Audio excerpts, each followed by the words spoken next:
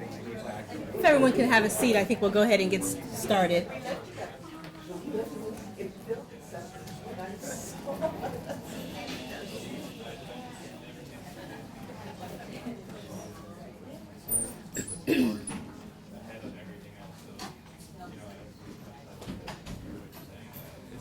So good afternoon, and welcome to the Population Health Spotlight. I'm Dr. Shannon Marquez, Associate Vice Provost for Global Health and the Director of the Dornsife School of Public Health, Office of Global Health.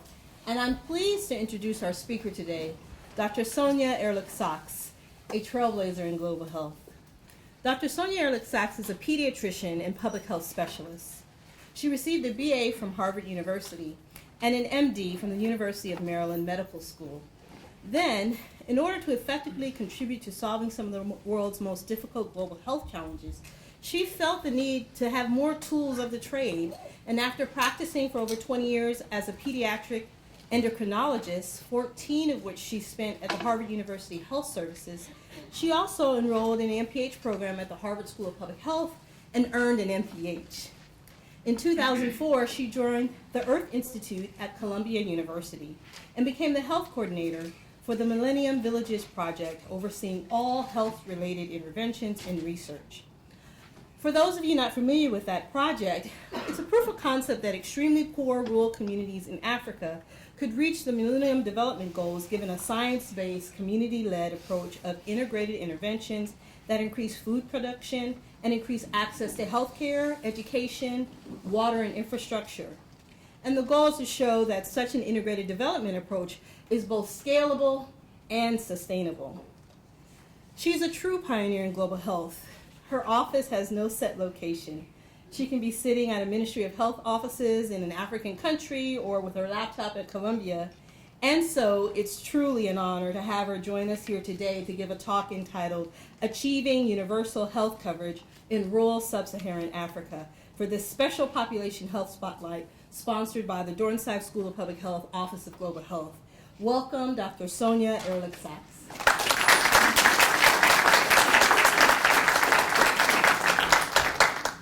Thank you very much, all of you, for being here. I didn't really know how to get out of bed. Oh, I didn't sleep, but I didn't know how to get out of bed this morning, and the thought of that maybe you might come, although I didn't think you would after a night like that, made me get up and get out, and I appreciate that you're here. I actually was telling one of your faculty professors that I think this is actually a very therapeutic place to be on such an uncertain day as today, because it's really, this university and the faculty really is a paragon of civic virtues and really exemplifying what I think is best in our civic responsibility, which is to care about the quality of life of everybody, but especially of those of the poorest and the most vulnerable. So I think, if, given where I needed to be somewhere, this is where I'm happy to be. I did.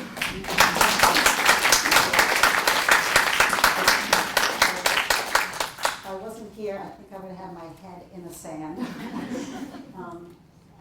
And I, by the way, appreciate that my relatives, Mr. and Mrs. Beckman, and Professor Dunan came. It's with them that I have the most adorable set of 3 granddaughters, because their son and my daughter produced them. Grateful. I do want to talk to you, I did want to speak about universal health coverage because, my God, is it time for it to happen. Oops, it's a long one. What I would like to make a big case for is that one of the goals of the Sustainable Development Goals, which I'll mention in more detail later, is this universal health coverage. And I'm very grateful for the fact that it's become finally a more comprehensive concept, which is that it's not only universal health coverage, meaning that everybody has access, but that it also provides financial risk protection. And that's critical because, as you know, the Millennium Development Goals, the antecedent, our international goals, which were only focused for low-income setting, actually did not address any of the how-to. Yes, we should have fewer deaths, fewer HIV infections, but it didn't really at all focus on, and it was critical, but it didn't focus on how and how do we fund it. And so the fact that the latest set of international goals talk about financial protection and the fact that it's for all, i.e. included the extremely poor. Oops. I do want to quickly point out the Sustainable Development Goals for those of you that may or not know about it, because actually that's the other reason I'm optimistic in spite of the inscrutable election results, is that these Sustainable Development Goals are really, really critical.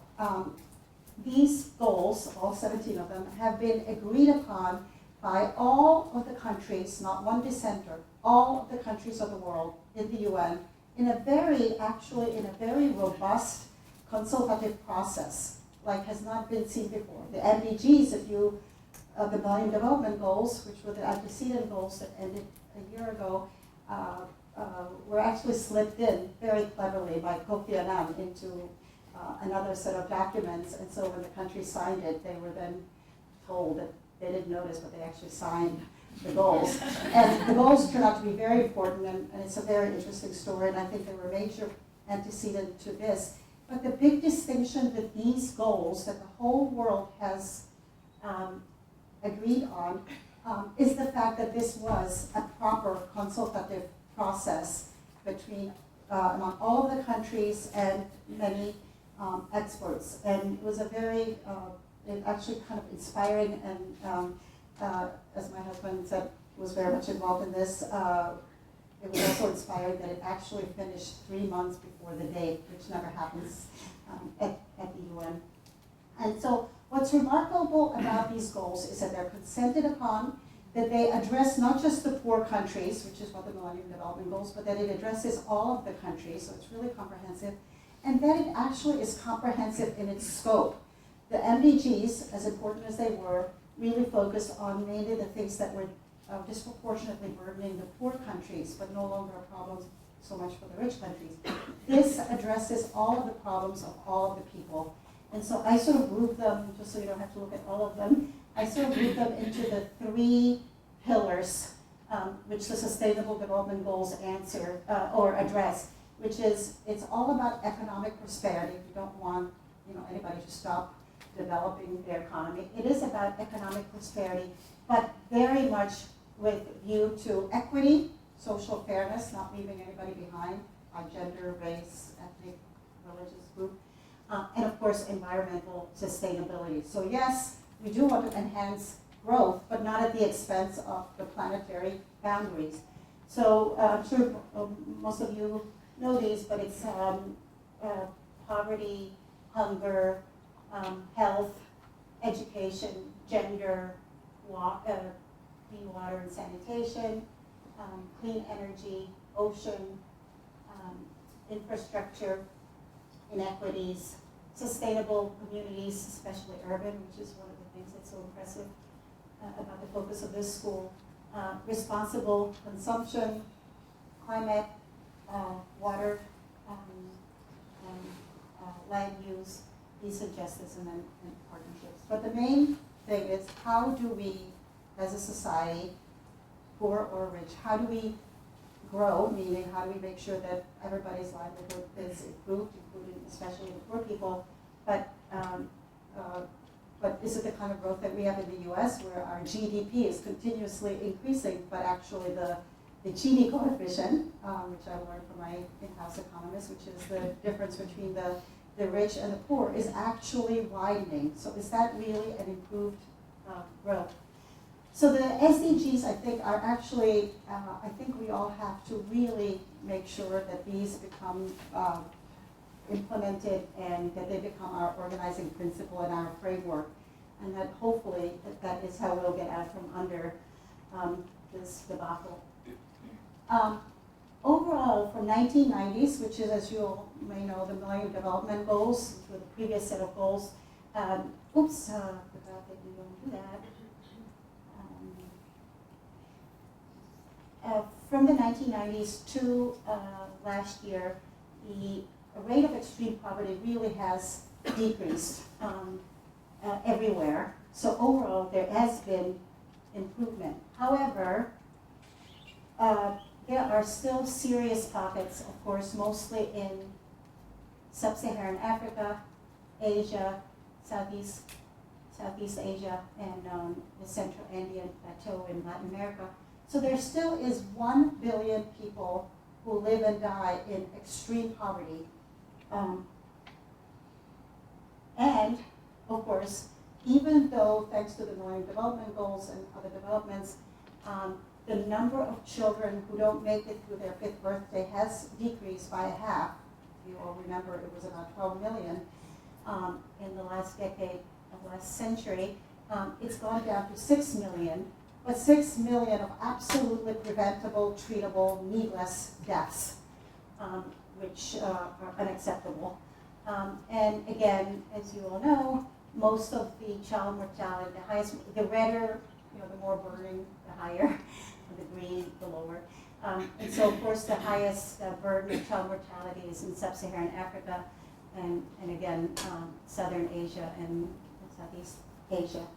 And in addition to child mortality, there still is 500,000 of women every year, these are annual, 500,000 women who die of conditions related to pregnancy.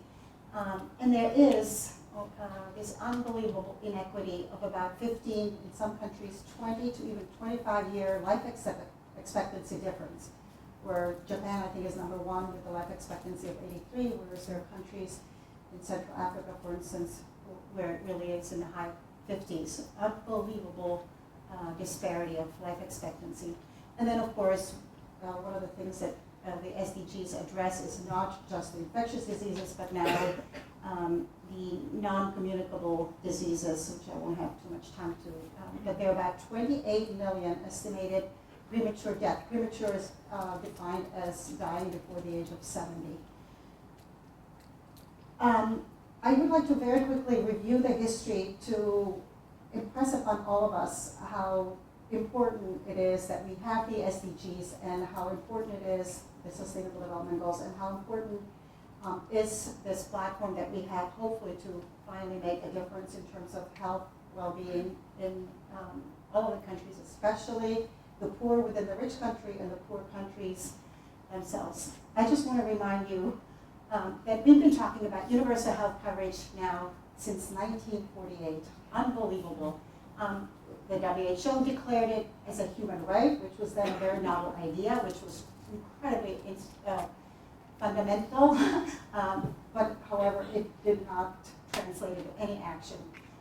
Then those of you who study public health, of course, know about the famous Alma Ata Declaration, which actually went a step further, that not only is it a human right, but that there should be a deadline by which it's met. And so their rallying cry was health for all by year 2000, that everybody should have access to primary care. Again, it was followed by no increased funding, no implementation, no programs. The big jump came in one of my gurus, besides Jonathan Mann, who started the school. One of my others is, my other hero is Jim Grant, who was head of UNICEF in 1980, and he actually made a huge difference with his campaigns. He started mainly diarrhea-related, children's diarrhea immunizations and deworming campaigns, which really were transformational. That's when the child mortality really went down hugely. And he was really a pioneering and inspiring figure who made this happen. However, it is a contradistinction to the kind of approach that I would like to impress upon you that we should be taking, which is he was told, he basically knew that there was, I don't know, $1 or $2 per capita available to do any interventions. So he did the obvious, clever exercise. Okay, what is the most important thing to do for this tiny amount of incremental money? What are the biggest killers given that I only have this amount of money, what are the biggest killers that I can focus on? And so actually these campaign style provisions, it's not a good delivery of healthcare system, it's campaign style where basically once or twice a year, the Red Cross or all these other volunteer organizations would swoop down and immunize all the children, give deworming medications once or twice a year. So it was a great use of a small amount of money, and it made an impact. Other than that, the 1980s were, the last 20 years of last century were actually horrific for public health people. 20 million people died untreated of HIV in Africa alone. And there was also, on the back of HIV, as you all know, there was a horrendous TB, especially resistant TB, resistant to treatment, and malaria went hugely up, partly due to the fact that chloroquine became no longer effective, and yet we were all recommending, including WHO, was still recommending chloroquine, even though it was well known, well proven to be no longer effective. Why? Because the donors said that they would not pay for the more expensive, newer drug, which is now finally recommended. So the last 20 years really was a horrendous public health disaster.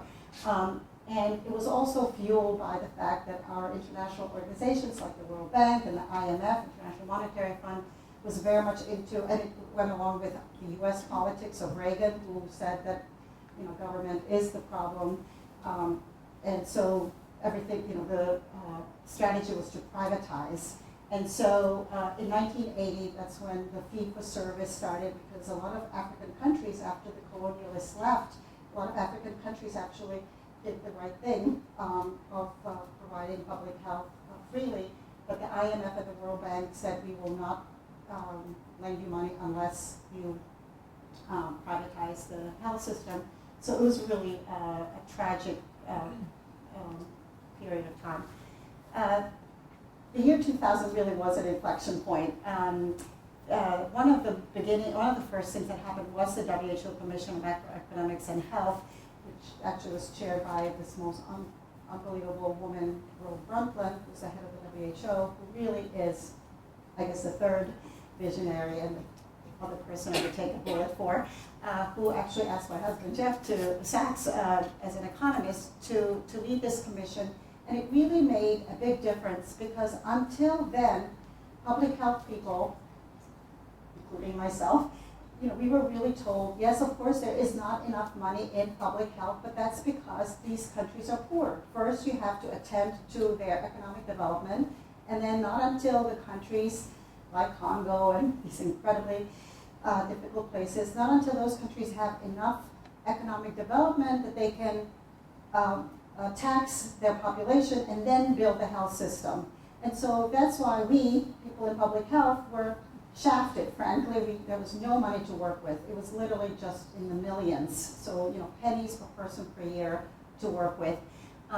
And the WHO Commission, because it was sub-ministries of, was public health and economists and ministers of economy, made the realization and a declaration which really changed things around, which is no, health is a precondition to development. Don't tell us public health people to lay low and to be satisfied with our pennies until the economies are better. No, health is a precondition. You could not have a productive workforce, for instance, until if every other person dies of people there were so many HIV deaths, especially in the intelligentsia, and we ourselves actually had the experience in Zambia where we worked with a counterpart, very highly educated team. That was our counterpart in Zambia, and when it turns out about half of them died within a couple of years. And so, with that kind of, and with malaria making everybody as sick as you and I have, as we have colds, it really was not conducive to a productive economy. So this was seminal in that it really finally went from a global health was funded much better, order of magnitude more, literally from millions to billions, which I will argue is still not enough. Then, of course, the other critical component were the Millennium Development Goals, which actually made a huge difference because finally, for the first time, really, was consented, sort of, upon organizing principle where we had goals, indicators, timelines, deadlines. They were supposed to reach half of the child, half of decreased mortality, maternal mortality, child mortality by the year 2015. And it really was a great organizing principle. And even though in the U.S. it was pretty much ignored, but in a lot of the countries that a lot of us work in Africa, it really was the backbone of the policies. And then there were terrific new innovations like this public-private partnership, the Global Alliance of Vaccine and Immunization, which was hugely funded by Gates. And then the Global Fund for AIDS, TB, and Malaria was another breakthrough in that it argued against the usual way that we all know very well, your faculty knows very well, that funds are given ad hoc. It's usually between a rich country and a poor country, and it's often guided by geopolitical interests. That the U.S. would give money to Kenya because they expected protection against the problems in Somalia and Sudan, and they were not really technically vetted comprehensive programs. And so Global Fund was really a breakthrough in that it was a multilateral pooling mechanism. Enough of these one-off, 1 year we'll pay for this, another year we'll do this. It was a pooling mechanism for all countries, which they didn't like very much, because we all want to put our flag in this program. Was done by the U.S. This was a pooling mechanism, and the main thing is that the evaluation of whether or not the country will get the program was based on a technical evaluation. Is this proposal by the government of Rwanda, is it evidence sound, and is it implementable? And so it really was a change in the way that donors partnered with governments, and it was very effective. I mean, it really made the big difference between everybody with HIV dying in Sub-Saharan Africa to it becoming a chronic illness. It really made a difference. The UN Millennium Project, which was basically taking the MDGs and saying, okay, so these are the goals, but how do we implement them? And so this was a very large concerted effort of experts in health, education, infrastructure, business development, gender, etc., pooling together all the known information and sort of putting out a cookbook, albeit a 3,500 page cookbook. And so that was very practical, basically, how do you decrease child mortality? The reason that this was very possible, especially in health, is that the Lancet, those of us in health know, the Lancet had this unbelievably fertile period of a decade where they really put out one article after another of how to. How do you keep children in low-income countries alive? How do you keep mothers alive through pregnancy, delivery? What is good nutrition for children consist of? So there was this really an important decade of really technical output that's really superb and followed till now. And then we started, my husband and I, a couple other scientists at Columbia, we started a Millennium Village project because we said, okay, so we have the goals, we now have the funding, but we wanted to actually see what it looks like, feels like, and learn about building systems at the field level. So we chose 10 countries, all in Sub-Saharan Africa. Within these countries, we chose absolutely the most remote and poorest areas within each of the countries, and started this community-based initiative addressing all of the main components that keep people in poverty. So health, education, food security, infrastructure, business development, And the results are now finally in, and we will publish them very soon, but very encouraging results. Finally, in the year 2012, the WHO, Margaret Chun, called universal health coverage as the rallying cry of the WHO.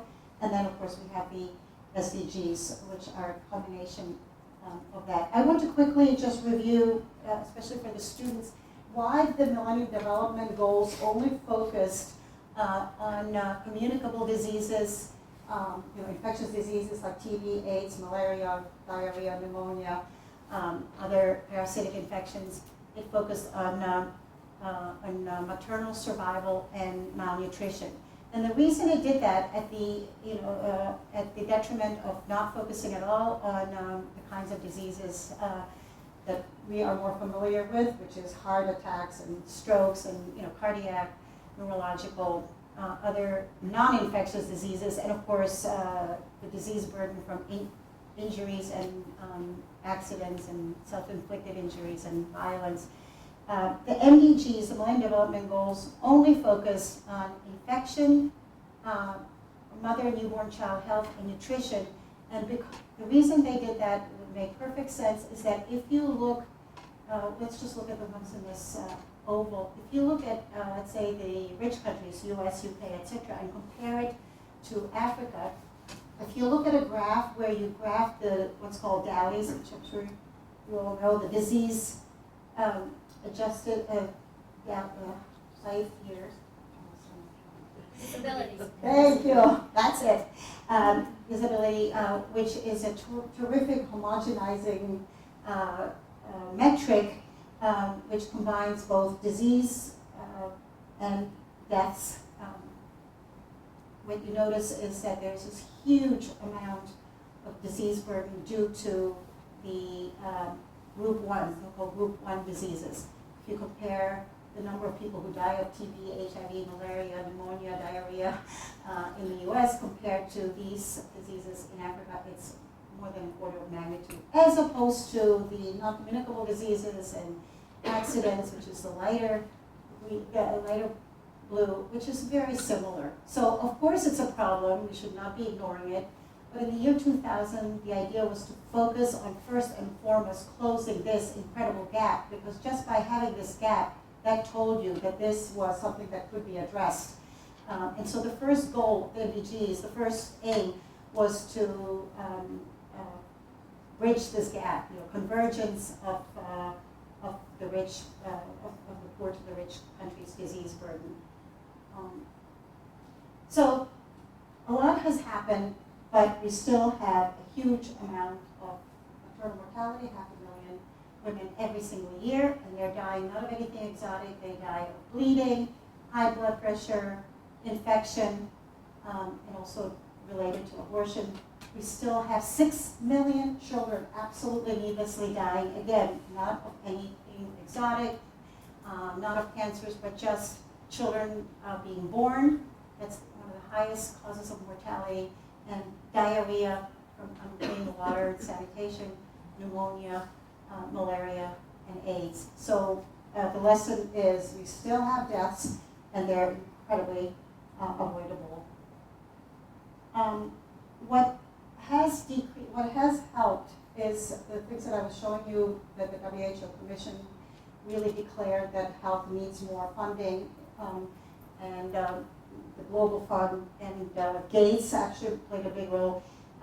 There has been really a huge influx of funding into health, and that has made all the difference. Until then, it was really basically in the millions, and then finally, it really, the development assistance for health really increased. And it's thanks to this that I'll show you a lot of health has improved.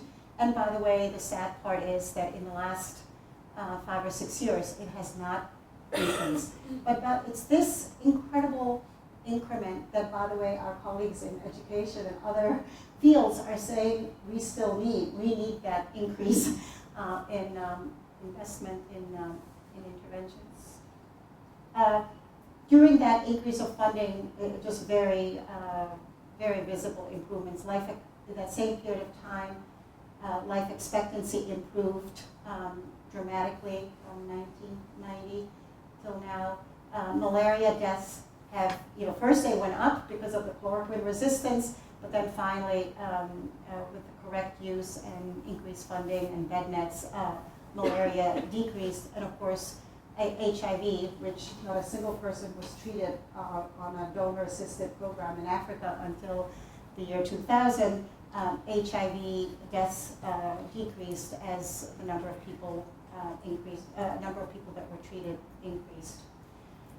Now this is something that I really would like to make a point of for those people who are interested in the health system. It's one thing to do health interventions, and I very much sympathize and like the fact that Jim Grant, given that he had so little money to work with, that he chose the highest killers and found a way to deliver it. But this graph here I used to argue for health systems rather than just one-off interventions.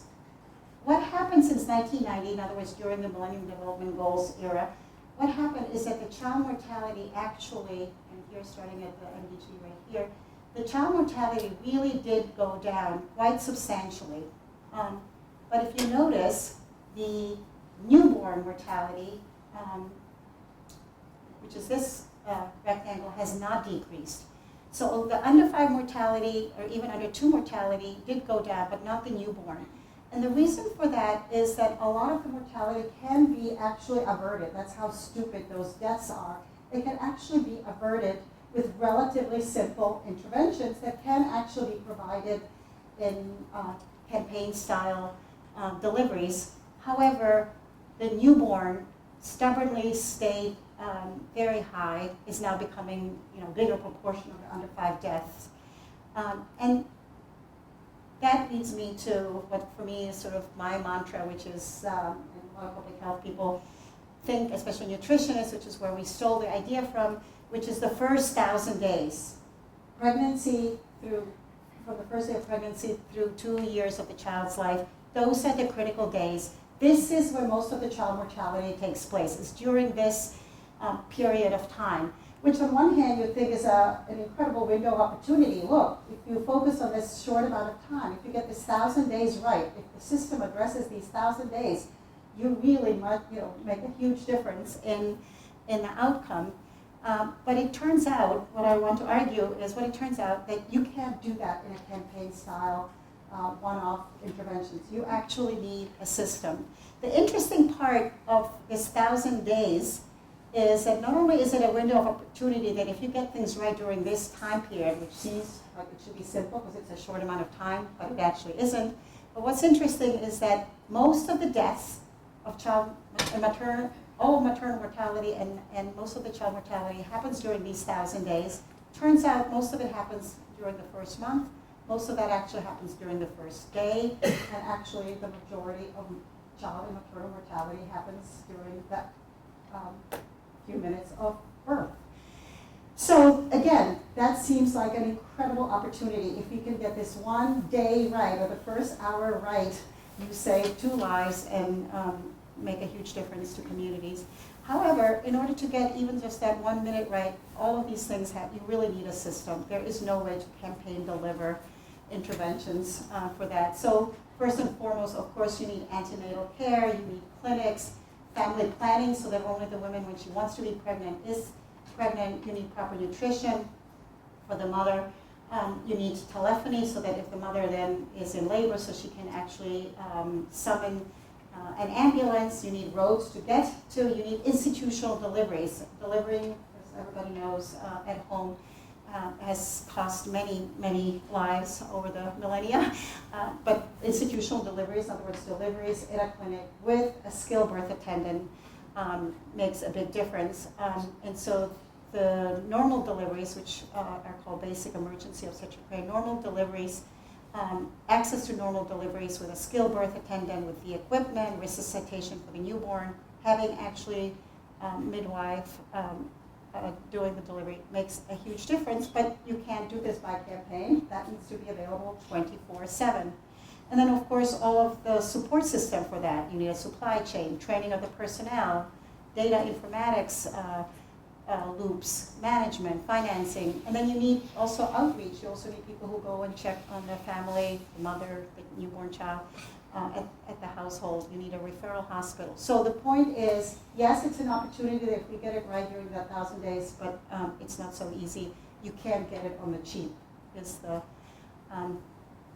one thing I have that comes from this is that newborn and maternal mortality, therefore, really is a good kind of proxy for telling you whether or not a system is functioning. So actually, I can, if you give me the newborn and maternal mortality, of the country, I could pretty much tell you what the health system probably looks like or doesn't. So it's really newborn and maternal mortality are good indicators of systems. So what do you need to scale up health systems?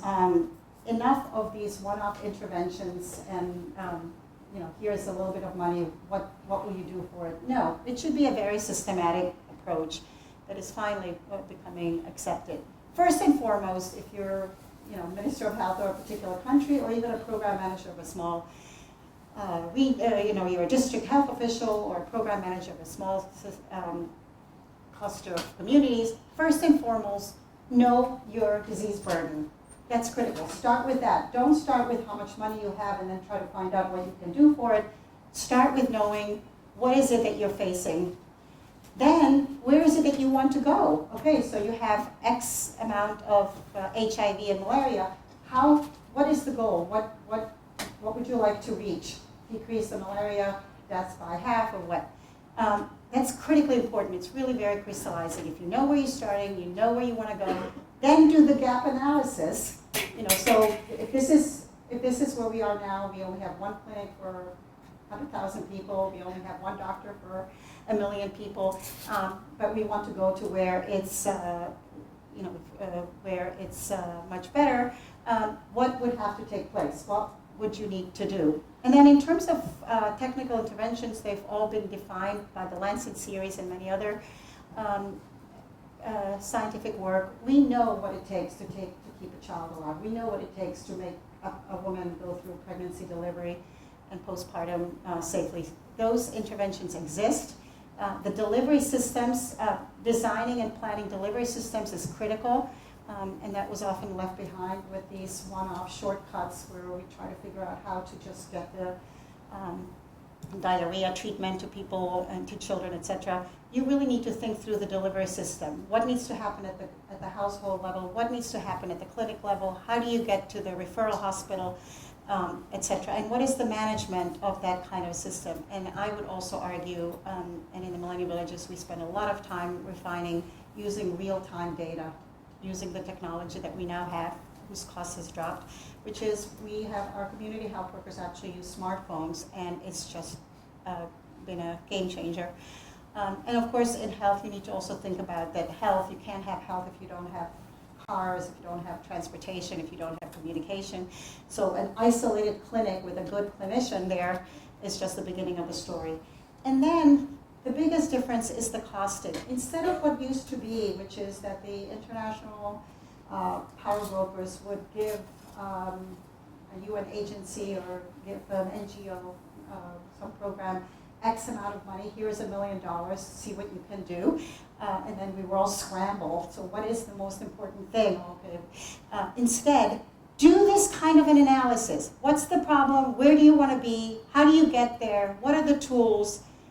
Make sure that there's feedback loops so that from day in and day out you know what's working, what doesn't working, and then cost it out. How much does that cost? Believe it or not, that simple thing that every business person would know has been a complete game changer for the way we were allowed in public health to think about. We were always just, it was the other way around. Here's money, do whatever you can. Instead, this is the kind of approach that's finally being accepted, which is what is the problem, how do you solve it, and how much does it cost? And the shocker is that it's about $100. When we started the Millennium Villages, we still did it up till last year on $40 per person per year. So our health system was for $40 per person per year, which included the cell phones, etc., rapid diagnostic tests. But now the WHO has costed it because it's, after all, 14 years later, and we now have some new technologies. about $100 per person per year. A bargain.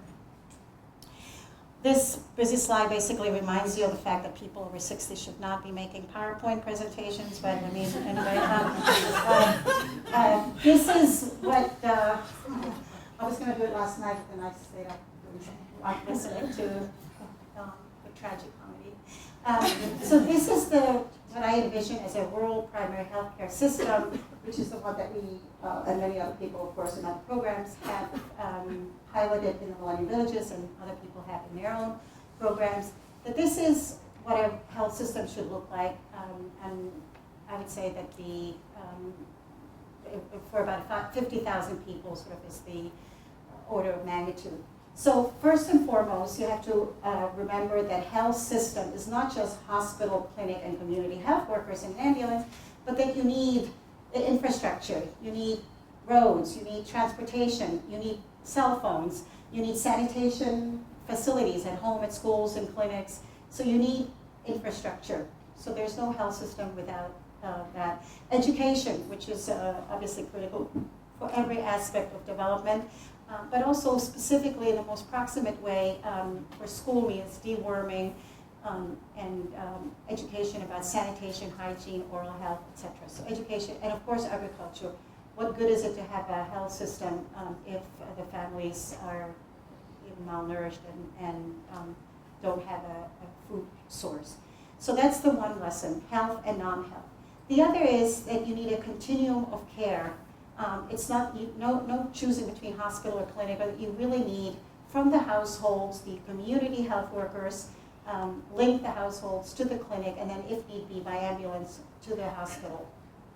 So this concept of task shifting has been well known by the and recommended by the WHO, which is, okay, so there are not enough doctors, although by the way, a big thing to remember is that African governments do produce many more doctors than we know, because of course half of them, then they have a global commodity, the MD or the nursing degree, and they brain drain out.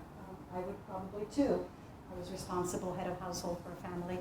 So, it's not that they don't have enough, it's that they're unable to retain due to poverty. But it turns out that not just as a patch for not having enough doctors and nurses, but that in and of itself, having community health workers is actually a terrific idea. And many people, again, including us, are actually reverse engineering and bringing the community health workers to the US. And so we ourselves have a project in Harlem where we have community health workers who are assigned to a small panel of patients. And they make sure that whatever the doctor or the nurse recommended in the hospital, that they help the client to achieve, make sure that they're available medication, that they have the nutrition, that they follow up with their clinic appointments, etc. So it's a useful concept in places where there really is not enough access to clinicians, but it's also in and of itself, I think, a great idea.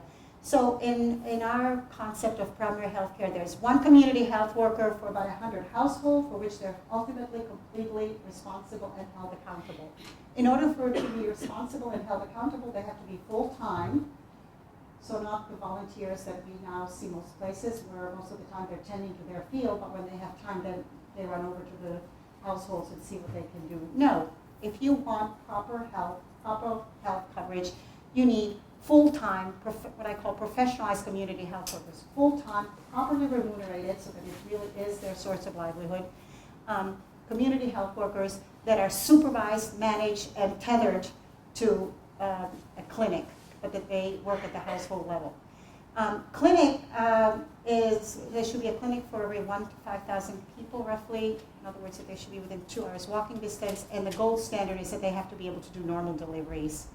You need an ambulance system and you need the hospital. Again, the gold standard for a hospital, from my point of view, is that they have to be able to do the next step from a normal delivery, which is an obstructed delivery, cesarean section. So in other words, a referral hospital have to have a functioning operating room, which means anesthesiologist, blood bank, etc. And critical is that I think it can be done now for $80 per person per year. WHO recommends $100. And the most critical part is no fees at point of service. This has been proven over and over again by many many programs and projects and scientific exemplars of the fact that any time you charge even a minimal amount, you absolutely decrease the utilization of clinics. So combination of health and non-health, you need the continuum of care, task shifting, in other words, do at the lowest level by whoever is actually still able to do the work. So community health workers not only can do the kind of promotive and preventive, but they're actually probably better at it than doctors, I would argue. Clinic, you actually, for most of the things that the clinic sees, you do not need a doctor, so a midwife, nurse. So the idea of task shifting has become well accepted. And then this is the other critical part, real-time data, which from my point of view has really changed everything. Instead of every 2 or 3 years to do a survey where you find out that the child mortality went up, what you want is you want to know it day in and day out. Why do we have this week 3 deaths in this village as opposed to usually we only have 1? You know, what's going on? Go and look, check it out. And that's when you can really do adaptive implementation, adaptive management, what's wrong with the community health worker, what's wrong with the transportation. You can actually problem solve if you have real-time data, which the smartphones now make very easy to have. I just wanted to really quickly remind you what are some of the things that have actually made a lot of these things possible in the last 20 years. So first of all, a real, again, game changer was the long-lasting insecticidal bed nets. The availability of bed nets that everybody sleeps under a mosquito bed net has dramatically decreased malaria. As you know, malaria has gone down tremendously. In our project, in the Millennium Villages project, from the year 2005 to 2006, we documented a 75% decrease of malaria parasitemia just by doing something that entomologists and malaria people recommended but was not done, which is that everybody slept under a bed net. We didn't sell them because you can't sell things to poor people who don't have any money. It doesn't matter whether it's $5 or $50. If they don't have any money, they're subsistence farmers. It doesn't matter how little you charge them, they will not buy it. Giving the bed nets the way that vaccines are given, which is nobody charges for polio, DPT, tetanus, etc. We insisted that the bed nets be distributed the same way for free. They're only $5. They good for 5 years. They sleep 2 people. It's 50 cents per person per year. It's not a burden on the international community. Made a huge difference. Smartphone. We, in our project, noticed an unbelievable change. The community health workers have a smartphone which does 3 main functions. One is they can check on what to do at the household. They can see, oh, this household, I'm supposed to see the household.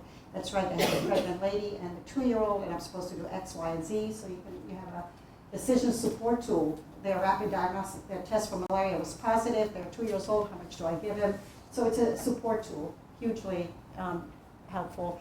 At the same time, just by being at work, the community health worker working with the family, checking that they saw the 2-year-old, they did tell the mother, the pregnant woman, to go to the clinic. Just by working with the phone, the manager has a wealth of information about the disease burden, about new occurrences. You know, why is it that all of a sudden, the manager could say, why is it that all of a sudden in this community we're getting community health workers telling us that they're bloody diarrhea. You know, we used to see that once every 3 months. All of a sudden we're seeing one every day. You know, maybe Ebola, maybe something else. So you can catch emerging diseases at the incipient stages, not when they're dead bodies a year later lined up in front of the clinic. And then, of course, just the fact that you can, in our project, use telemedicine, where the community health worker can call teleconsultation center and say, you know, I have a woman who's hemorrhaging, should I have her come in, or should I do X, Y, and Z? And so telemedicine using regular phone has been incredibly important. The rapid diagnostic test, the fact that, you know, malaria used to be, as you all know, especially those of you who went to medical school, you had to have a lab technician, you had to have electricity, microscope, reagents, and to diagnose malaria. Now it's just like for a diabetic, a drop of blood. And so it's number 1, quick, 2, it's cheaper, and it can be done by a community health worker at the household, so it doesn't have to even, you don't have to have the mother trekking for a day to a clinic. Lots of medicines have made a huge difference. Now there's even a cure for hepatitis C. Of course, vaccines, now with the pentavalent, where you can give 5 vaccines in one shot, made a huge difference. the information management system and the task shifting that I talked about before. I'm particularly interested in these things where there are a lot of community-based health provisions, which we're starting to take advantage of more and more. I specifically am involved with UNAIDS on their latest strategy called 90-90-90, which is that they really want to end the epidemic. UNAIDS, with its incredible inspirational leader, another one of these gurus of mine, Dr. Michel Sidibe, said it's enough to just talk about treating. We should absolutely stop the epidemic. He calls it 90-90-90, meaning 90%. In order to stop an epidemic, like any epidemic, you first have to know right away as soon as the person is infected. Because if you don't know about them until months, years, whenever they come to the clinic, they've already infected all the people in the meantime. So when a person gets infected, you want to end the epidemic, you've got to know about them and nab them right then and there. So 90% of people who are HIV positive should know about their status. 90% of people who are positive HIV should be treated, and 90% of those that are treated should have viral suppression, because when you have viral suppression, as you all know, for HIV, you're not transmitting the disease. And since I'm so keen about community health workers, I personally believe that universal health coverage absolutely requires these community health workers, the lowest level, last meter of the last mile, or it's a mixed up, last meter of the last kilometer. I also fervently believe, and we did it in the Millennium Villages, that you actually can use community health. You can and need to use community health workers even for something as sensitive, and therefore avoided till now, as HIV. Because if you want to get the people as soon as they get infected, you've got to be proactively in the communities, in the houses. So the Sustainable Development Goals, by the way, for me, are important because they're holistic, they speak to all of us. They, by the way, now, I'm hoping that that will compensate for what otherwise might be a chaotic administration, is because we should all rally around some of these very basic concepts, that it's health, education, infrastructure, climate change. But I want to just momentarily focus on what makes the Sustainable Development Goals, this new set of international goals, what makes them better than the previous, albeit they would not have existed without the previous.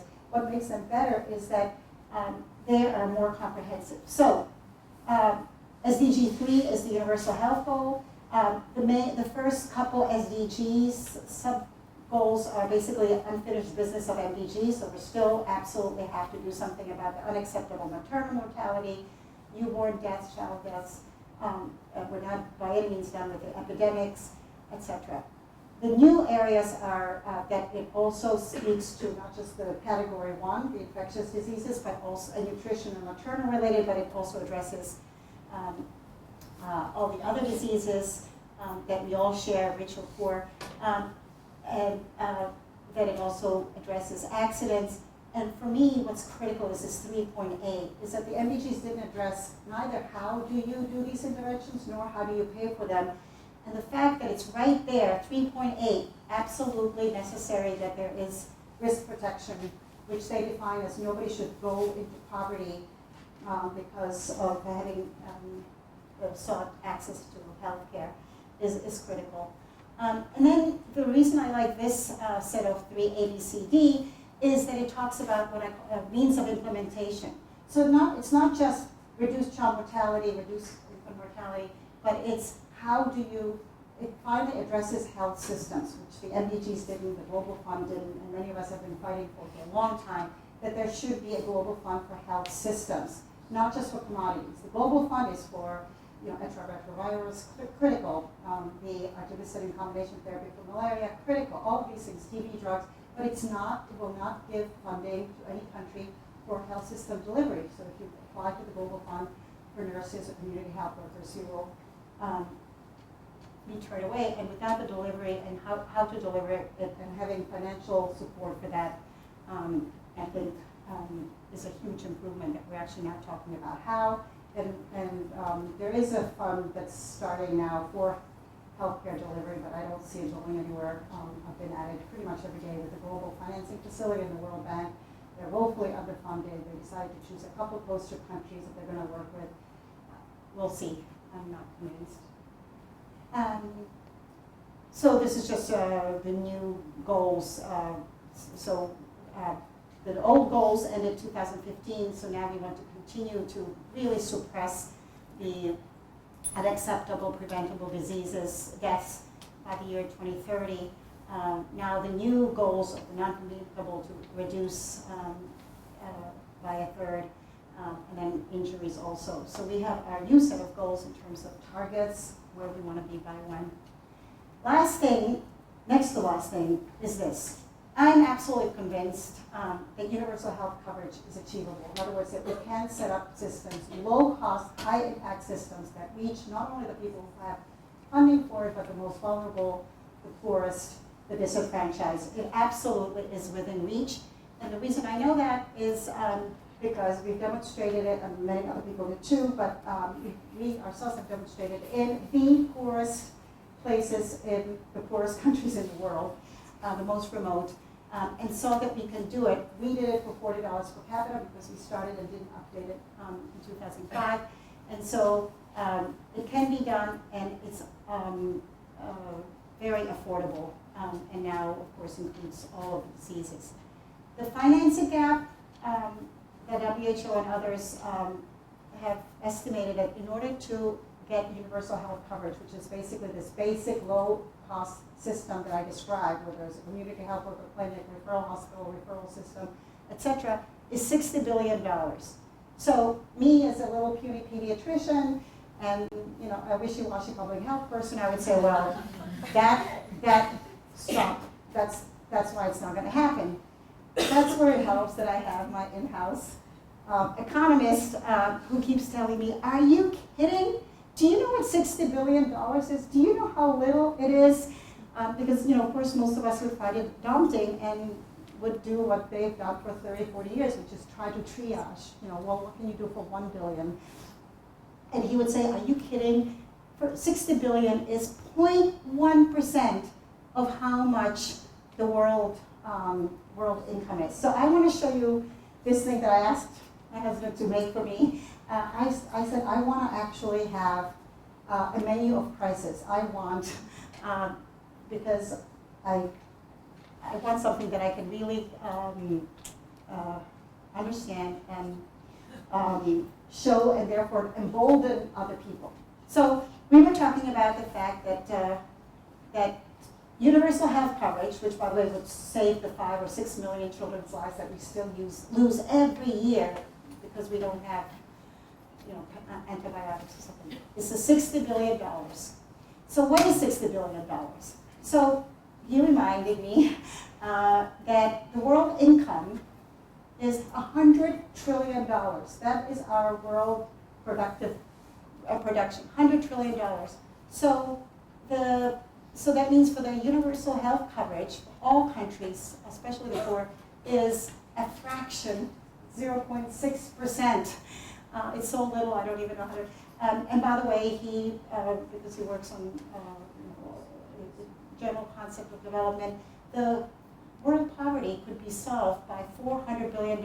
And we know that because, by the way, in the Millennium Villages, we actually did address all of the things that keep a poor community in poverty. How do you grow more food? How do you make access to education, healthcare? How do you help communities with business development? So we've actually costed it out and lived through it. And this is not an unrealistic number. Again, sounds huge, but is a fraction of 1%. By the way, we're now all trying to, many of us are working on a universal education fund, which sort of hopefully will do what the Global Fund for HCV and malaria, which is improve the mechanism by which countries can get funded. And again, 40 billion, so again, 0.04, to make sure that all children, girls and boys, all children get primary and secondary education. Just to put it in more context, oh, by the way, the big ticket item is climate change, which of course we're all worried about, especially now with Trump. But even, and nobody disagrees with this. I thought it was just him, but I've double checked it, and it's considered to be about, to change the economy from a fossil fuel economy to renewables would be about $1 trillion, which again sounds like a huge amount of money, but I remind you, it's 1%.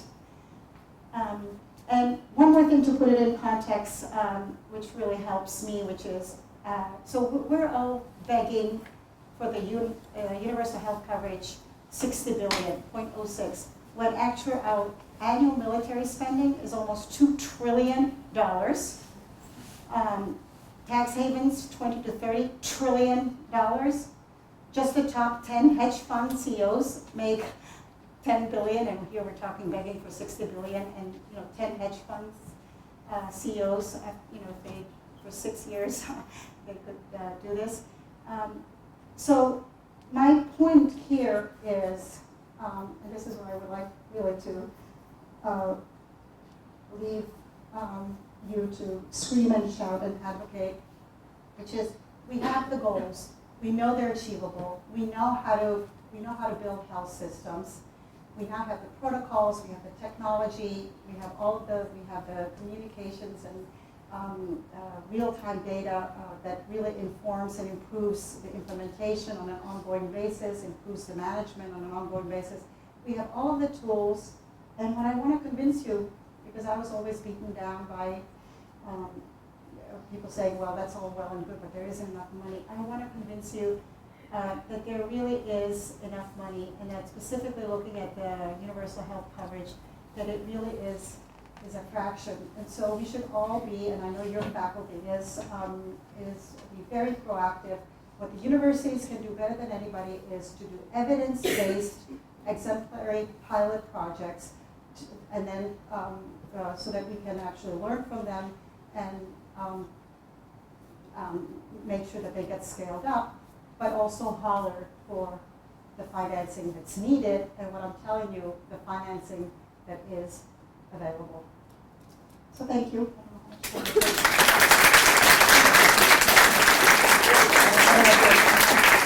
we have time for a few questions from the audience. Yeah, I'm sorry, I didn't keep track of time. Please.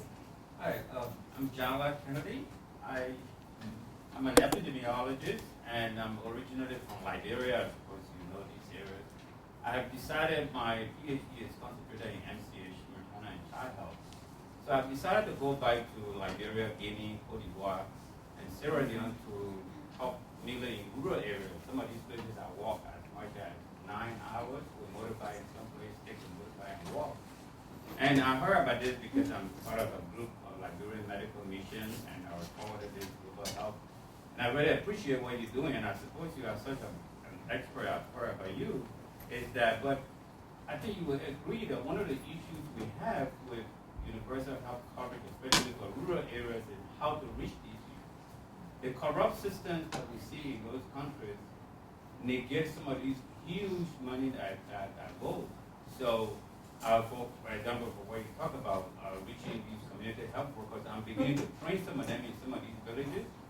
I designed a concept that I'm testing in Liberia, and hopefully it can work. And I'm working with some experts who know better than I do. So I would hope to learn from you a lot more, but I would recommend from you working with Ministry of Health Systems is that all of these great numbers, and what I know from collecting real-time data from myself, from using the HMIS system, the MIE system, is that some of these data are almost false or made up. So sometimes the donor assume that these numbers are getting better after putting so much money, but I do understand, as you know, from that region of West Africa, the average is somewhere around $20 that is spent per person. So, but most of these money, when you look at it, are not even reaching the actual rural areas because they are so much neglected. So there's a lot to cover, and you can see how much the maternal child indicators are supposed to be better. So I would recommend that maybe you could think about looking at that, because like you said, the fee for service, if you do that in the rural area, nobody's going to come. But because some of the villages, by the middle of the month, all the supplies that the Ministry of Health has sent is all gone. So these people have no access. They pretty much know the day that they are going to come. So maybe there has to be some other tweaking. And as you know, many African countries or many of these developing countries don't really practice evidence-based programs. So as a result, everything we design in the U.S., like some of who have had the opportunity to be in both worlds, when you go there, it just doesn't seem to add up. Yeah. So as a result, you will be treating malaria or you'll be treating all the Ebola and whatever it is, or trying to prevent it, but there's no evidence-based grounding system to support these programs. I couldn't agree with you more, but I have a couple observations or questions if I could. Number one, corruption is everywhere. In poor countries, it's more visible because there's less money. But for instance, in the U.S., we know that what we call it lobbying, but it's basically legalized corruption. We know that our health system costs $8,000 per person per year, and it's been estimated that we get about at most $4,000 per person in terms of health goodies. So there's a lot of ingrained, embedded, legalized corruption. So I'm not apologizing for it. I'm just saying that let it not stand in the way of terrific people like you to be doing things that you're doing. The second thing is there's no question that I, for one, and we do it in our projects, help with commodities rather than with money. That's why one of the biggest interventions was, and then it finally became policy, and finally WHO changed its rules. We brought bed nets, and it's hard to. I mean, you can corrupt bed nets too. People could steal them and whatever, but we brought bed nets. We brought artemisinin combination therapy. So do it. Don't give it to the Minister of Health because you're right. It'll never go anywhere. Number one. Number two, so we actually, our aid is very focused, very specific, very practical. And then, most critical thing, I know you know this because I learned it from people like you and many of your colleagues in Liberia, monitor the hell out of it. I'm all for giving this amount of aid, but boy, at the end of the year, absolutely you have to be able to account for X, Y, and Z, or there is no funding next year. Now you said correctly, because you know more about this than I do, which is you can fake it. That's where I think the cell phone makes it still fakeable, but it makes it harder. It actually makes it harder. So, for instance, in our system, in the Millennium Villages, since the community health workers, whatever they're not enumerators, they're not collecting data just by using the data for their to help them. They are actually, in fact, providing data. So the manager can see, whoa, this community health worker, he saw 10 children with fever. He only did 5 diagnostic tests for malaria. What was wrong with the other 5? And he gave 30 drugs for artemisinin combination therapy. He did 5 tests and gave 30. That's when that community health worker is doing something with that drug, and it's not, giving it to the. So I'm not so naive. I am naive, but I'm not so naive to think that you can bypass corruption. But I think we now have better tools that in real time. So it's no good a year later to try to track down the community health worker that you suspect. It's check it day in and day out. The easiest example is, it used to be notorious that a community health worker would collect their incentive fees when in fact they were just sitting under a tree doing nothing. You can't do that with a smartphone because the smartphone, with the GPS, there's a georeferencing, so you can see, hey, that guy never moved from his house, and yet he says he did X, Y, and Z. So you're absolutely right. My only real answer is that's not enough for me to give up. Corruption really is everywhere. I think it's one of the reasons, not the only reason, but I think it's one of the reasons why we saw the result of last night. I think we use it too much as an excuse not to do anything. What we should do is use it to absolutely try to minimize it and use every technology or any creative way of monitoring and trying to prevent, and accountability is absolutely number one. But I'd be interested, maybe if you could keep in touch, I'd be interested to discuss it. So one more short question. Yes, Sorry, can I do 2 real? Okay. That's okay. So what is it in your mind, in terms of financing sources, what would sort of be the optimal allocation of private donors versus real donors versus government donors? And so that's the first question. The second question is, how do we think of that? Is there a mechanism for dealing with countries that are in civil conflicts?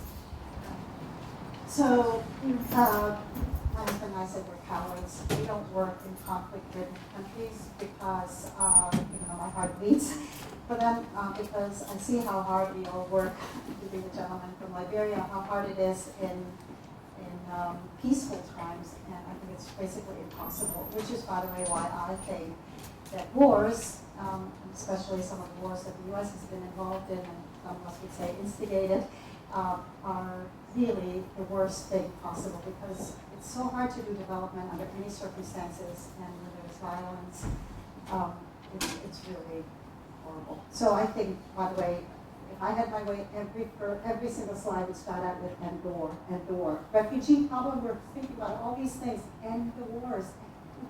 But anyway, the domestic resource has to be the first source of funding. So if I could give you an example, I work very closely with Ghana Health Service, the president of Ghana, who decided, okay, you convinced us, we'll go with the community health workers. We will professionalize our community health workers. What they did is they scrambled, because they said, well, give us the money. I said, I will try to help find some money, but you have to absolutely, and they scrambled like anything. It was very impressive. They found money in the Ministry of Labor for unemployed youth. They found all sorts of things. They put out a very large chunk of their own resources to start this new program. And then now, a year and a half later, they have 20,000 professional community health workers and 1,000 e-health persons, data collection persons. So my attitude is that the government has to, first and foremost, come out with its maximum. And I found, like in Ghana and other places, that by being a partner, saying, please start, jump into the chasm with us, take a leap of faith, we will help you, hopefully. That the governments are able to actually come up, with more than they would when, they didn't have this other partner who will, if nothing else, lament with them the absence of the, complementary international funding, which is, by the way, the case in Ghana. We convinced them, and I convinced President Mahama Crystal. I said, look, if you will do this of your own resources, I and my economists, we will find the international money. Guess what? Because I was sure after Ebola, how can community health workers, who can? Well, we haven't. We faltered. We have not been able to find money, which is another huge disappointment that we can live through Ebola, watch it, destroy communities, and then not put money will cheap us one of the health system. But anyway, I really feel that by saying, so even though we're not helping them, we're at least lamenting with them and spending 24/7 arguing with them. So yes, the domestic resources have to be maxed out, no question about that. And it hasn't been the case because it's the ministries of the economy or the treasuries that have the purse strings. It's the Ministry of Health that knows what the needs are, and between the two, I would definitely always choose to be the Ministry of Economy. So you have to first max out. So as the gentleman said, in the lower, in Sub-Saharan, I think on average it is about $20 per person. So I would really insist that that they provide the 20, and every year, unlike the Gavi business model, where every year the country is requested to incrementally more. The graduation system that Gavi uses, which is, okay, you put in 20, we put in 20 for the vaccines, but next year you put in 22 and we will only provide 18, and etc. So absolutely agree with you that it has to max the domestic resources, but that there should be partnership that temporarily helps them during the graduation processes. So our time is up, but I want to thank our guest speaker today, Dr. Sonia Ehrlich Sachs, for just this wonderful presentation and